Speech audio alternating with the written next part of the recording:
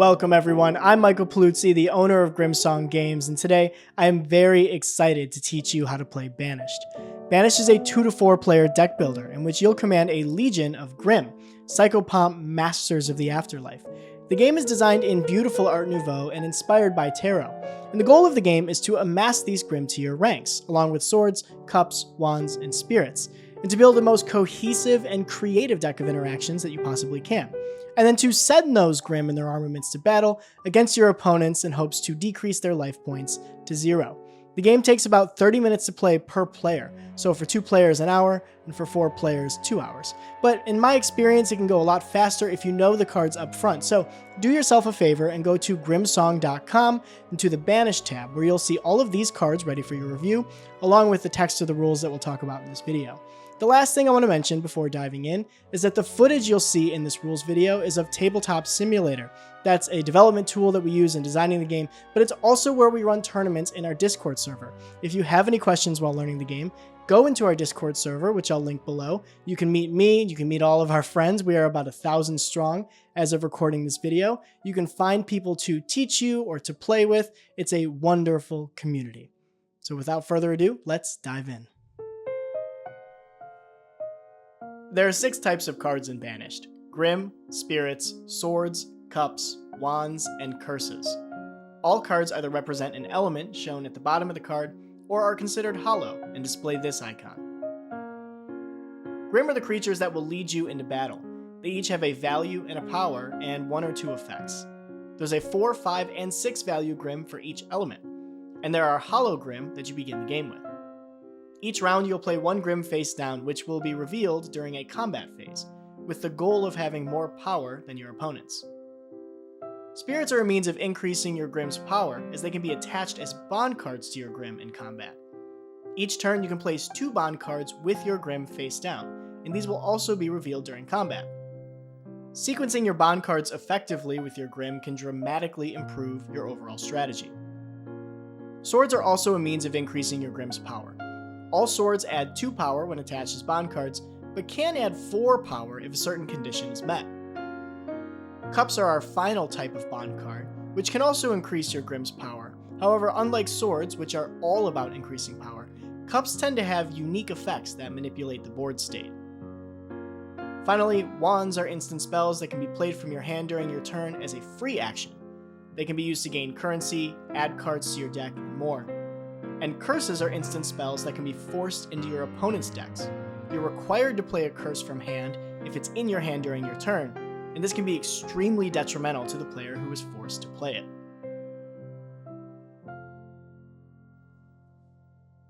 Throughout the game, you'll be tracking 2 values: obol and life points.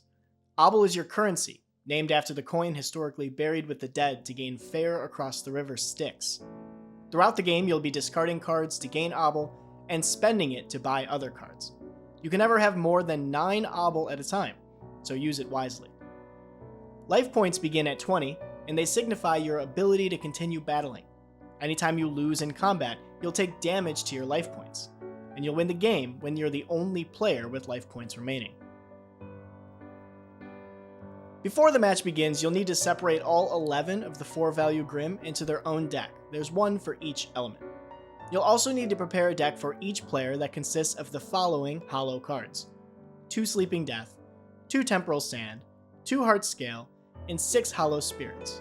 You can find these cards easily because they are all in black and white. Then by any method, you must choose who will be player 1 for the first round. This is called having favor, and it will be passed around throughout the match. The player to their left will choose a 4 value Grim to add to their deck. Then each player moving left around the table will do the same, ending with player 1. Shuffle the rest of the 4 value Grim with the rest of the cards in the game. This will be called the Crypt. Finally, lay out 5 cards from the Crypt. This will be called the Spread, and this will be rotated throughout the game as well. Have each player shuffle their decks and draw 5 to their hand, and the game can begin. Players will take their turns starting with player 1 and moving left around the table. During your turn, you'll be playing cards and picking up cards to fulfill certain actions. Each time your hand falls below 5 cards and no effects are taking place, immediately draw a card. Each time your deck empties and no effects are taking place, shuffle your discard to become a new deck. On your turn, first gain 2 obel. Then you can do all of the following in any order. Play a Grim and 2 bond cards face down. I mentioned these actions a moment ago, and of course they can be split up, but by the end of your turn, you'll want to have played all 3 if you're able. If you don't have a Grim played by the end of your turn, you'll have no power in combat, because despite maybe having bond cards, those bond cards are held by no one. Bond cards, as I mentioned, can be spirits, swords, or cups. You'll start the game with spirits, and of course you can conjure swords and cups throughout the match.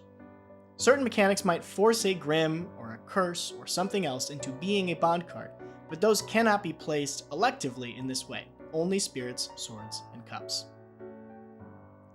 Dispel is the sale action. You can dispel 1 card each turn by placing it in your discard and gaining its value in obel. Here the player dispels a fire spirit to gain 3 obel. Note that some cards have effects that trigger when dispelled. For example, this fire spirit, when dispelled, allows this player to swap their face-down Grim with another from hand.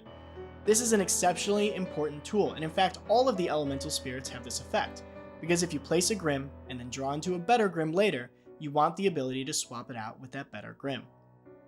Conjure is the purchase action.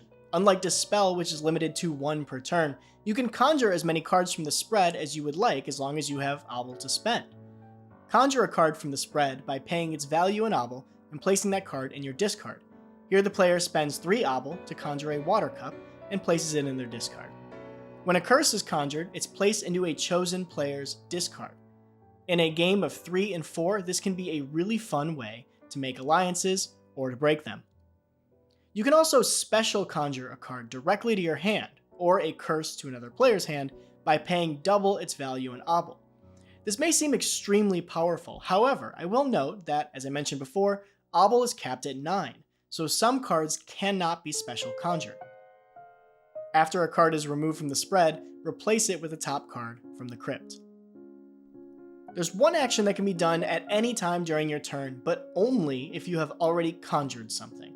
This action is called Banishing, and it allows you to send a card from your hand to a separate banished pile that is removed from your deck and discard circulation. So when your deck is depleted, those banished cards will not go back in. Banishing is imperative to good gameplay, as without it, your deck will become a mess of cards that don't all work well together, but with it, your deck is a streamlined and powerful tool. If you have a wand in your hand, you can discard it as a free action and carry out the effect written on the card. Note that this is not a dispel, so you're not gaining obel or using your 1 dispel action, this is a free action. And if you have a curse in your hand, you must activate it before the end of your turn. Once you've completed all the actions that you wish to perform, end your turn so the player to your left can begin. When all players have completed their turns, the combat phase will begin.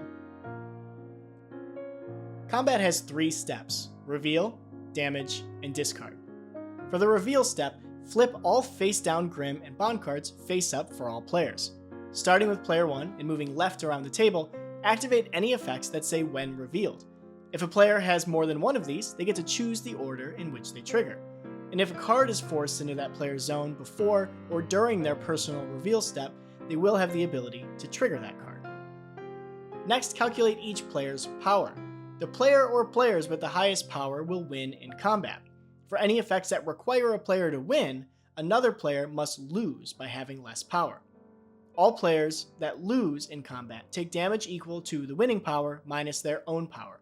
For example, this player has 15 power and their opponent has 12 power, so the opponent takes 3 damage to their life points. Here's a special rule for 3 to 4 player games. If a player reaches 0 life points, but more than one player still has life points, they are still in the game. If a player with 0 life points wins in combat, no one takes damage, but they set their life points to 1. Remember, the game only ends when one player has life points remaining. Finally, starting again with player 1, each player will send their cards in combat to their discard in any order that they prefer. Like the reveal step, there may be effects that trigger here upon being discarded from combat. Be sure to trigger those effects for each player before moving on to the next, moving left around the table. This is a particularly common thing among the Hologrim which you start the game with. They like to banish themselves and give you a bonus if you fulfill their condition upon discarding in combat. After each combat, shuffle the spread into the crypt and lay out a new spread of 5 cards. Pass favor to the left, and start a round of turns again, starting with the new player 1. Thank you for taking the time to learn Banished and to support an indie game. It means the absolute world to me, and please support other indie games. Thank you to everyone in our Discord server who took the time to help develop this game into the wonderful product that it is. And thank you finally to Raven Studios, who did the artwork for the Grimm in this game. Their talent is absolutely unmatched. I'll put a link to their Instagram in the description of this video. Please go give them the follow that they deserve. If you have any questions, remember you can join the Discord server and speak to me or one of our teachers directly. Go to grimsong.com to review the rules and the cards. And as always, have a grim day.